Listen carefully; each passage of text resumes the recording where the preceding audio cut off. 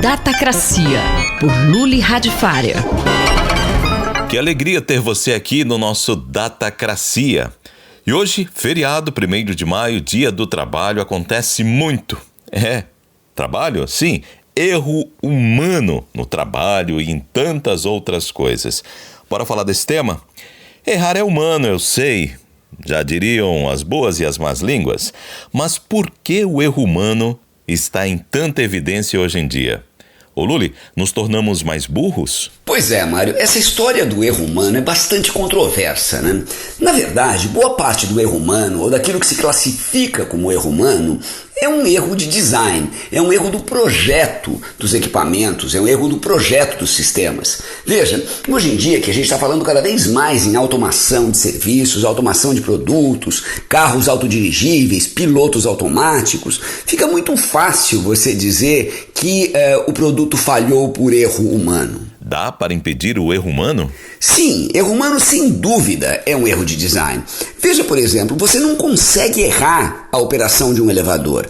Você não consegue errar um câmbio automático de automóvel. Não tem como. Se eu tentar ligar um carro automático com um câmbio engatado, ele não liga. Se eu tentar trocar de marcha irregularmente, ele não funciona. Ou seja, o projeto impede o erro humano. Então, Luli, o que devemos fazer para evitar? Sim, dá para impedir o erro humano. Claro que não dá para impedir uma sabotagem deliberada de equipamento. Sei lá, alguém enfiar uma chave de fenda numa escada rolante. Mas em geral dá sim. Se você modela direito, se você projeta direito um produto, você consegue diminuir bastante ou praticamente evitar o erro humano. Veja, por exemplo, como áreas completamente perigosas, como siderúrgicas ou como linhas de montagem de empresa automotiva, como elas são seguras, porque elas têm um monte de práticas para impedir o erro humano.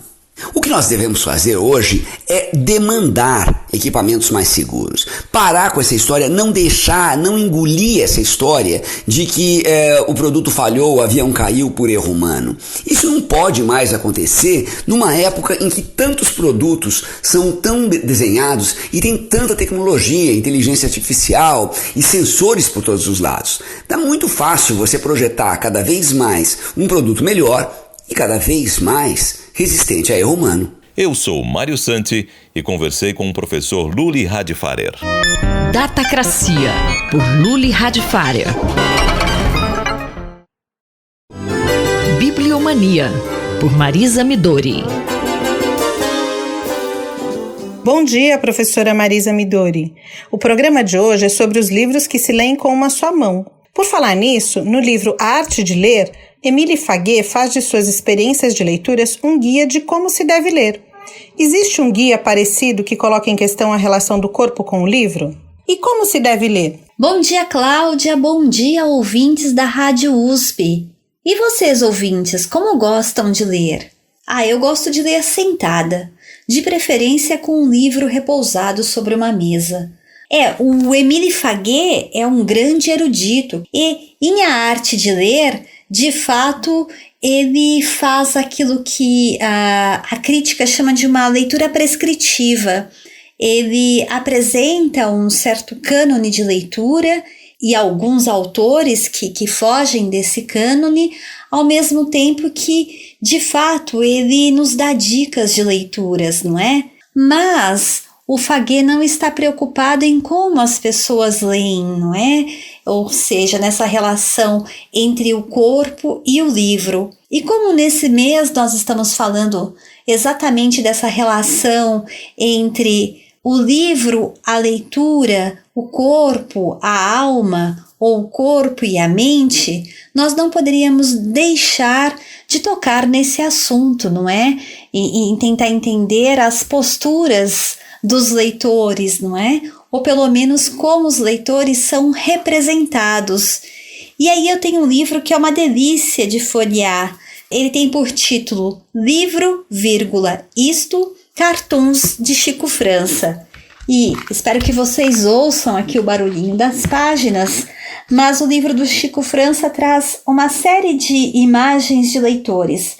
Leitores que têm um livro em cada mão, um na direita e outro na esquerda, um leitor zen, que é capaz de ler até numa cama de pregos, um leitor extremamente concentrado, um leitor descontraído, um leitor curvado sobre a sua biblioteca, provavelmente procurando um livro, um leitor que rega as plantas, que faz a comida e que não para de ler e até sustenta 2 livros ao mesmo tempo. Ou seja, temos leitores de todos os gostos aqui, o famoso leitor do elevador, poderíamos pensar no leitor do metrô, no leitor que lê de ponta cabeça, né? O meu filho, por exemplo, assiste TV de ponta cabeça. E por falar nisso, o que significa livros que se leem com uma só mão? Ah, Cláudia, touché! Livros que se leem com uma só mão é o título do estudo de Jean-Marie Guillemot, esses livros que se leem com uma só mão, e no subtítulo ele explica o objeto da investigação: leitura e leitores de livros pornográficos no século XVIII. É um livro muito sério, apesar do título bem-humorado, que traz aí um estudo alentado sobre as questões relacionadas à literatura pornográfica do século XVIII, do século das luzes, mas antes de tratar exatamente do texto, ele envereda pelos caminhos do objeto livro, dos circuitos desses livros, da questão da censura, do livro mesmo como um objeto cultural e como uma mídia, não é? Até entrar nas questões propriamente literárias. Esse livro, ele nos leva a pensar, como o próprio título sugere, nas múltiplas relações que nós temos com os nossos volumes, não é? O Chico França, ele traz várias versões nos seus desenhos de leitores. Em Os Livros que se leem com uma só mão, nós podemos pensar nos conselhos de um contemporâneo do Marquês de Sade, que é obviamente abordado por Guillemot, que dizia o seguinte: é preciso desconfiar dos livros de formato pequeno. Ou eles contêm textos políticos, leia-se, subversivos, ou filosóficos, ou seja, pornográficos. Então, ouvintes, no nosso jardim e na nossa biblioteca, nós podemos também cultivar essas pequenas preciosidades em pequeno formato. A professora Marisa Midori conversou com Cláudia Costa. Bibliomania, por Marisa Midori.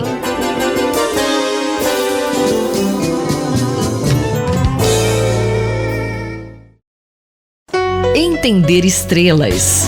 Uma viagem pela astronomia, por João Steiner. Professor João Steiner, como que a gente pode definir galáxia e como que elas são formadas? Uma galáxia é uma ilha de estrelas no universo, né? São agrupamentos de centenas de bilhões de estrelas que giram, digamos, em torno de um centro de gravidade comum. Elas se formaram há muitos bilhões de anos atrás. Hoje nós temos uma boa teoria de formação de galáxias que nos diz que logo após o Big Bang, o universo passou por uma fase longa em que não era emitida luz nenhuma, que é uma espécie de idade das trevas, né? Mas quando o universo tinha um pouco mais de 1 bilhão de anos de idade, era ainda bastante jovem, já que hoje o universo tem 13,8 bilhões de anos, né? Naquela época, a matéria escura começou a se aglutinar, formando, digamos assim, núcleos de gravidade.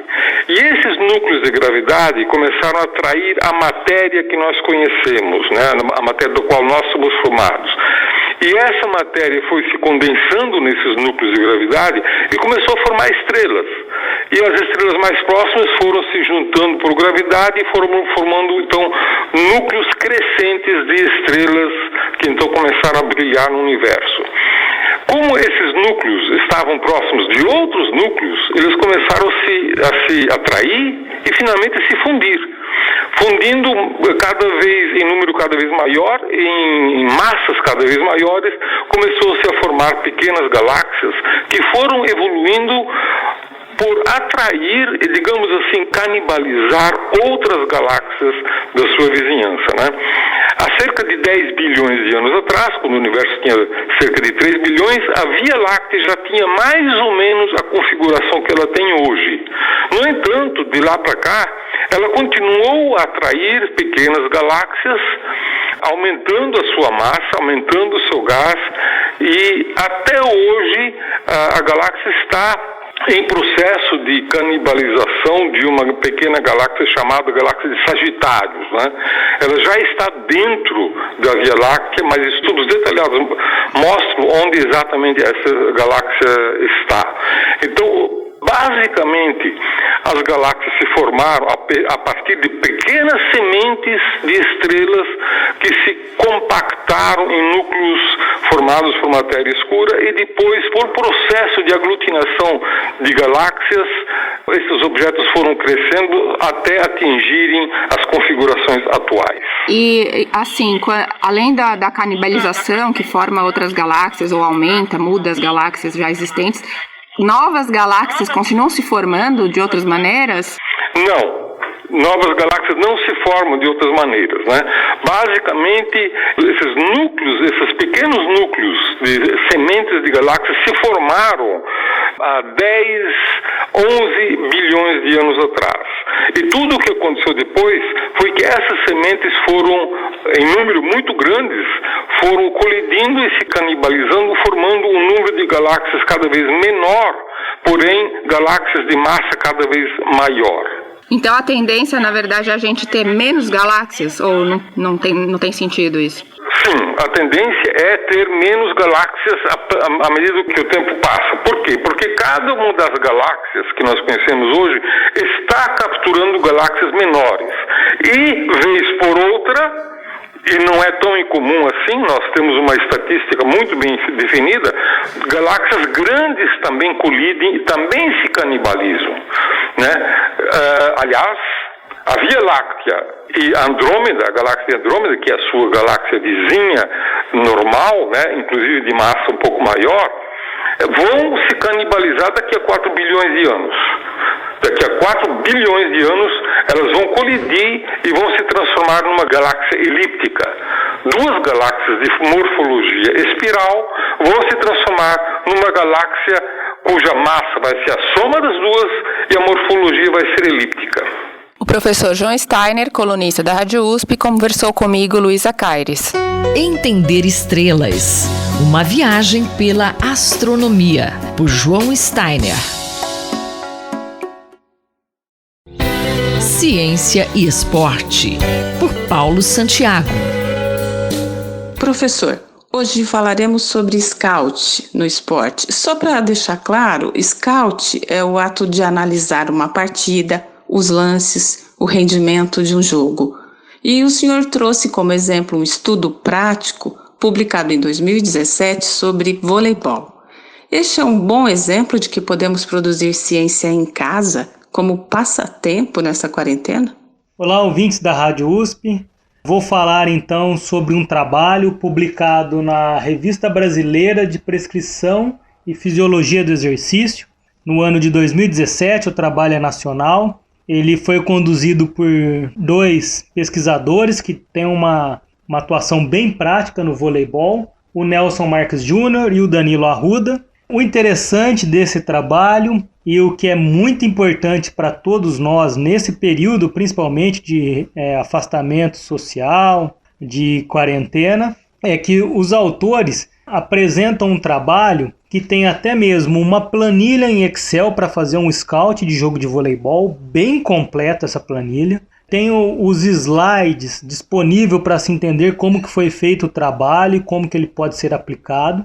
E o mais interessante é que podemos utilizar ele como uma forma de passatempo, de forma muito proveitosa nesse período, né, de reclusão social.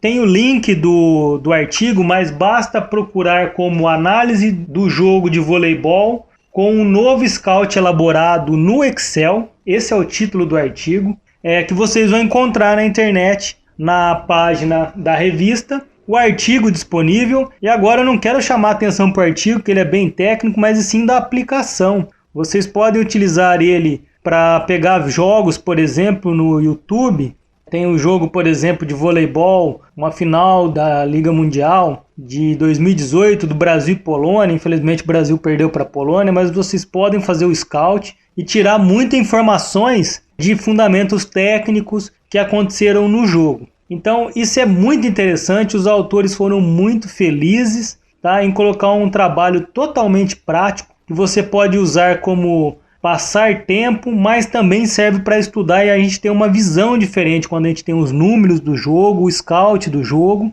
A gente não tem mais aquela discussão enviesada, que a gente não sabe de fato o que realmente aconteceu para criticar e tomar as decisões quando a gente estiver trabalhando, se for técnico, mas também para poder discutir de uma forma mais crítica e elaborada. Tanto se cobra hoje de ter os números, de ter dados, de ter informação. Muitas vezes a gente discute falando que não teve uma boa atuação o time ou fala alguma coisa totalmente equivocada porque a gente não tem os dados. Então é interessante, façam um scout aí em casa para brincar, para como passatempo e também como estudo para quem pretende seguir na profissão. Além da contribuição científica, que pode ser usada como passatempo, a atividade pode virar oportunidade de emprego. É isso mesmo? Olha, o trabalho, ele traz contribuição científica porque ele incentiva as pessoas a aplicarem métodos que foram utilizados em artigos científicos na prática, na sua casa, no conforto da sua casa,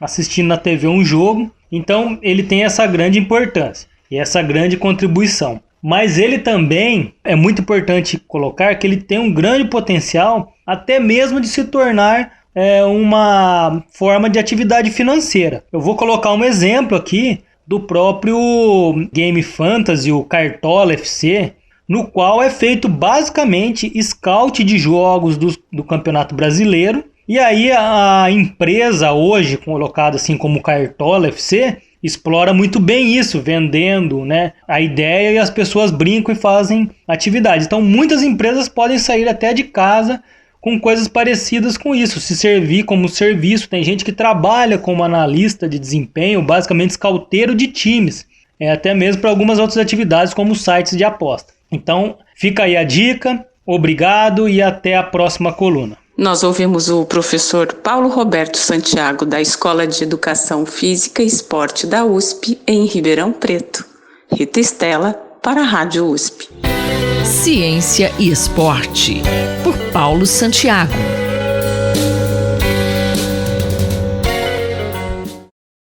Conflito e Diálogo, por Marília Fiorilo.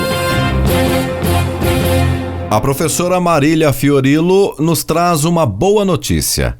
A Covid-19 foi vencida na Nova Zelândia, graças à capacidade de liderança, firmeza no lockdown e apelo à solidariedade. Professora? Olá, Cido, ouvintes da Rádio USP. Hoje trazemos uma extraordinária notícia. A Nova Zelândia venceu a batalha contra o coronavírus. Para isso, usou clareza, rapidez e firmeza. O país tem 1/4 da população nova-iorquina, 4,9 milhões de habitantes, e teve menos de 1.300 contagiados e 19 mortos. Para fazer um paralelo, até o momento, Nova York, com 19 milhões e meio, já tem 300 mil contagiados e mais de 17 mil mortes, contra as 19 da Nova Zelândia. O segredo foi agir rapidamente com medidas cirúrgicas. O lockdown foi decretado ao primeiro sinal da aproximação da pandemia, época em que a primeira-ministra Jacinda Ardern disse: a gente só tem 102 casos, mas vamos ter cuidado, porque foi assim que a Itália começou. Este lockdown total durou quase 5 semanas e implicou no rastreamento de fronteiras, quarentena para viajantes, fechamento de todos os parques, playgrounds, escritórios, escolas, o confinamento das pessoas em suas casas e até mesmo a proibição dos restaurantes fazerem delivery. Esta quarentena massiva funcionou tão bem que nesta semana o nível de alerta pôde ser rebaixado de 4, que é o máximo, para 3. Isto é, uma flexibilização muito cautelosa, mas ainda com isolamento social. O sucesso do modelo neozelandês se explica por alguns fatores: ciência, capacidade de liderança, clareza na comunicação e informações e o apelo à solidariedade. Em vez de falar de uma guerra ao vírus, como fazem os outros países, a mensagem da primeira-ministra terminava com: sejamos fortes, sejamos generosos. E placas espalhadas pelo país exibem a frase: fique calmo, seja amável. Ardern é uma líder competente, habilidosa e de um carisma feito de delicadeza, não de bravatas. Basta lembrar como foi sua reação ao atentado a uma mesquita em Christchurch há um ano e pouco, em que ela demonstrou compostura e compaixão.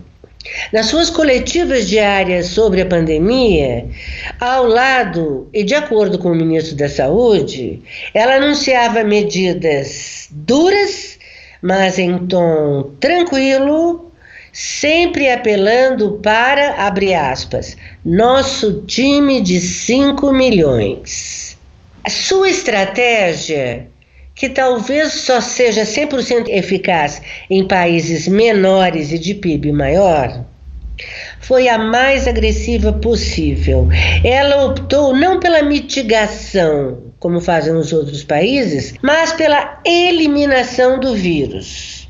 Os outros países adaptam as restrições conforme a variação da curva. Na Nova Zelândia, o confinamento foi imediato e total, e medidas econômicas socorreram pessoas e pequenos negócios, enquanto ela aumentava o salário mínimo e anunciava um corte de 20% em seu salário e dos seus ministros. É óbvio que para lidar com uma pandemia, temos que colocar ciência e liderança juntas. Mas a Nova Zelândia fez ainda melhor. Venceu o coronavírus juntando ciência, liderança e confiança. Professora Marília Fiorillo retorna na próxima semana. Ela conversou comigo, Cido Tavares. Conflito e Diálogo, por Marília Fiorillo.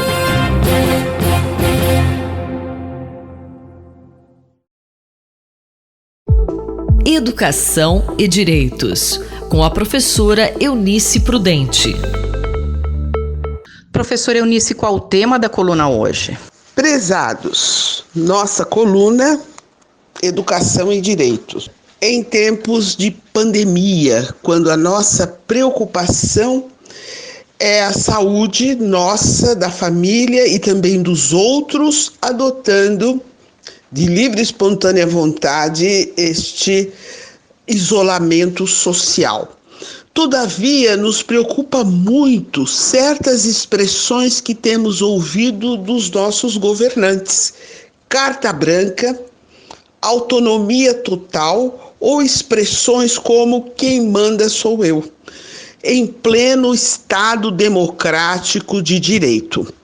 Enquanto cidadãos, com o nosso direito de ingerência, de participação política, de ingerência na organização da vida em sociedade, todo o poder emana do povo, está na Constituição, estamos muito preocupados e pensando nessas expressões que temos ouvido. Autonomia, muito presente esse termo no direito, vem lá do grego, autonormes. É a competência para elaborar as próprias normas, e aí temos realmente, por exemplo, estados e municípios dotados de autonomia para elaborar as suas normas e aplicá-las. Observem as assembleias legislativas, as vereanças nos municípios, mas a soberania pertence lá à República Federativa do Brasil. Citamos uma grande constitucionalista brasileira, Ana Cândida Cunha Ferraz, que nos traz aqui questões de autonomia, mas também analisada por Sampaio Dória, histórico constitucionalista, e lembra que autonomia é a capacidade de autodeterminação e de autonormação. Já o poder, este é supremo, não há outra manifestação de poder igual que alcance a soberania no âmbito do Estado, só que a titularidade da soberania pertence ao conjunto dos cidadãos, ao povo, que não aceita essas expressões carta branca, autonomia total ou expressões que chegam a ser ameaçadoras.